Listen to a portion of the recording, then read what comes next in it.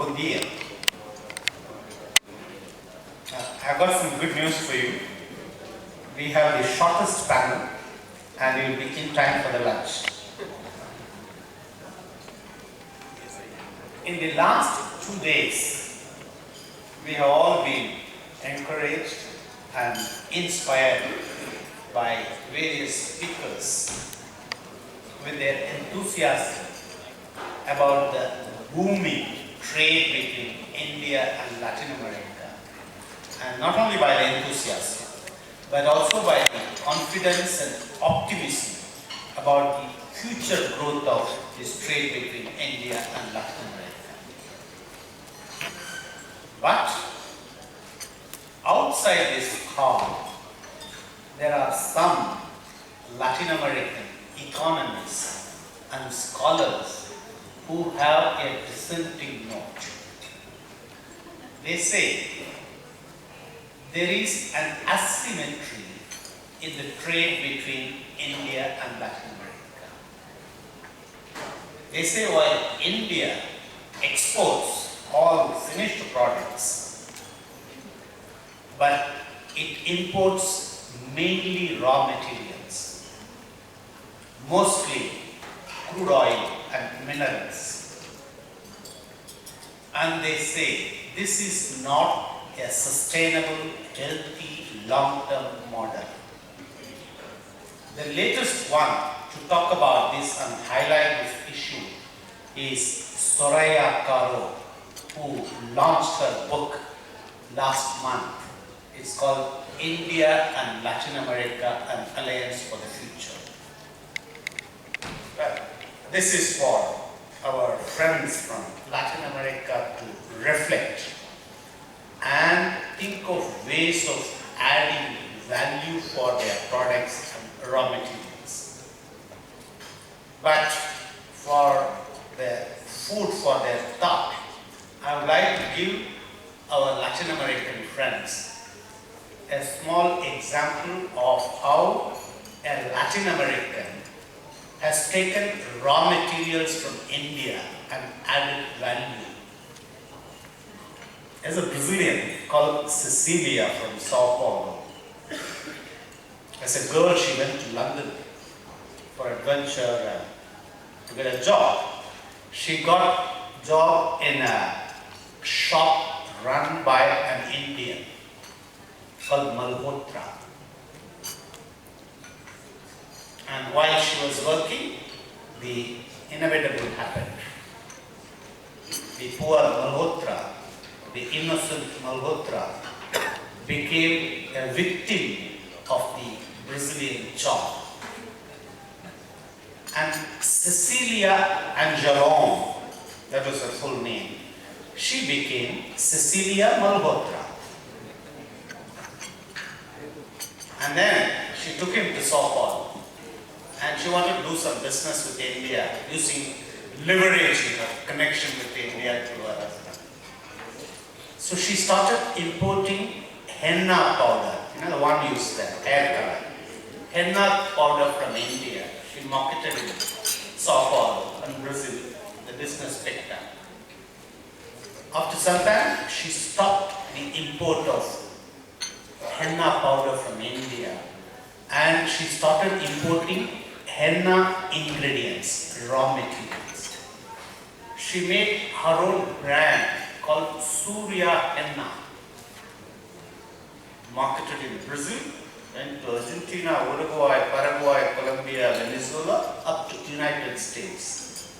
Today, she has a business of $25 million on this brand called Surya Henna, made with the Indian raw material henna powder. And that is not the climax of the story. She is exporting $2 million of the Surya Henna products to India. And she's going beyond that. She wants to put up a plant in India to make this Surya Henna branded products for exports to the rest of Asia. Well, like henna Indian raw material for which Latin American has added value,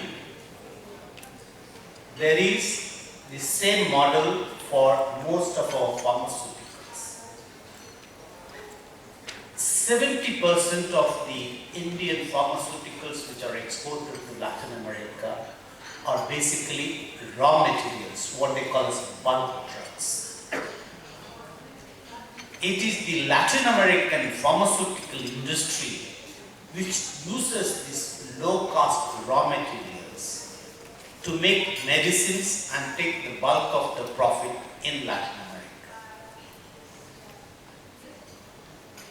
And in Argentina, mi amigo está aquí, they don't allow Indian finished formulations. They have restrictions. But 70% of the pharmaceutical raw material goes from India. There is no restriction on that. And they make very little bulk drugs in Argentina. They are dependent upon imports and most of it comes from India. Now, pharmaceuticals goes beyond being used as a value addition for Latin American industry. It has added value to the Latin American people, the society, and to the governments, going beyond business, trade, and dollars. Before the entry of Indian pharmaceuticals in Latin America in the 1990s, the Latin Americans were paying a very high price for the patented medicines, for the branded medicines. They have not heard of these generics at all.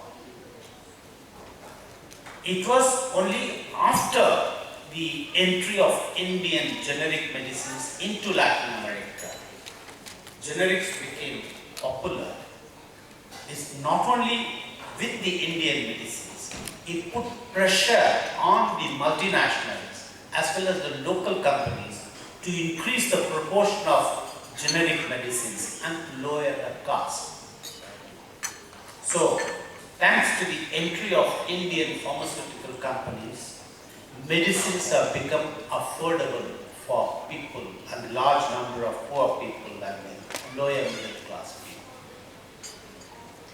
And it has helped the governments of Latin America to reduce the cost of their public health care. Now, it is because of this reason that the initiative to make the Indian pharmaceutical companies enter Latin America was taken by the Latin Americans themselves. There's a health minister called José Serra in Brazil. He was the one in the 1990s who, after having lost all his arguments with the local companies and the multinational companies, asking them to produce more generic medicines and reduce the cost, when he couldn't win the argument, he invited the Indian companies, organized a seminar in Rio de Janeiro, and forced the entry of Indian pharmaceutical companies in the Brazilian market, causing a kind of revolution in the healthcare sector of Brazil, which has spread to the rest of Latin America, including in Chile. Chile also later took the initiative, inviting Indian pharmaceutical companies, including Ayurvedic companies, for a seminar in Santiago. So, pharmaceuticals is different from the rest of the so-called paradigm of India exporting finished products and importing raw materials. And this is true of chemicals too.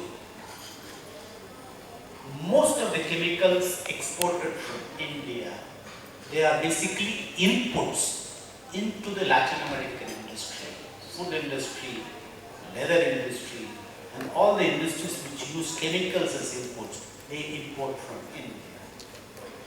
And this group, this segment, pharmaceuticals and chemicals, is the largest segment of India's exports to Latin America.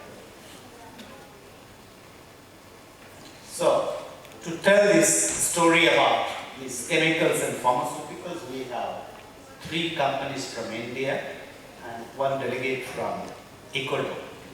So, to start with, Your choice. Okay, I invite Mr. Arun Kumar. Okay.